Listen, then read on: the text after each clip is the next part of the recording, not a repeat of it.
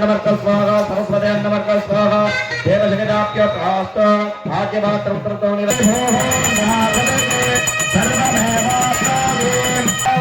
நிழலோட நம்ம தோட்டத்திலிருந்து சாமியோட கும்பாபிஷேகங்களால காணலாம்.